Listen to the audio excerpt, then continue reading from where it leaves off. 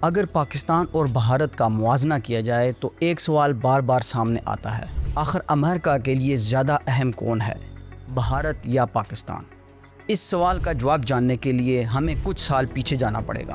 دوسری جنگ عظیم کے بعد جنوبی ایشیا کچھ زیادہ ہی عالمی طاقتوں کی توجہ کا مرکز بن گیا۔ امریکہ جیسی ابھرتی ہوئی سپر پاور بھی اس خطے میں اپنے مفادات کے تحفظ اور اثر و رسوخ بڑھانے کے لیے یہاں ایک مضبوط ساتھی کی تلاش میں تھی۔ اسی تناظر میں 1970 کی دہائی میں امریکہ نے سب سے پہلے چین کا انتخاب کیا۔ یہ سب کچھ ممکن ہوا ایک خفیہ میٹنگ سے جو کہ پاکستان نے ارینج کی۔ ان تعلقات کا بنیادی مقصد تھا ایشیا میں سوویت یونین کے بڑھتے ہوئے اثر و رسوخ کو روکنا۔ اسی لیے امریکہ نے سب سے پہلے چین میں سرمایہ کاری کی، فیکٹریاں لگائی، نئی ٹیکنالوجی ٹرانسفر کی اور اسی بیس پر چین بڑی تیزی سے ترقی کرنے لگا۔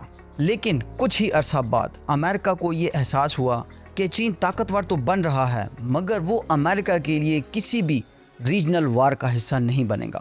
تب امریکہ کی نظر بھارت پر پڑی۔ اپنی وسیع آبادی، بڑی منڈی اور جغرافیائی اہمیت کے باعث امریکہ کو لگا کہ شاید بھارت جنوبی ایشیا میں اس کا سب سے مضبوط اسٹریٹجک پارٹنر بن سکتا ہے۔ اسی لیے دونوں ملک ایک دوسرے کے قریب آتے گئے۔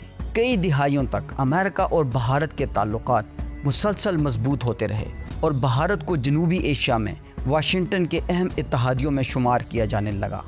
دفاعی تعاون، تجارتی معاہدے اور سفارتی روابط سب اسی پالیسی کا حصہ تھے، یہاں تک کہ جب انڈیا نے 1998 میں ایٹمی دھماکے کیے تو تب بھی امریکہ کا پریشر بھارت کے بجائے پاکستان پر پڑا تاکہ پاکستان جواب میں دھماکے نہ کرے۔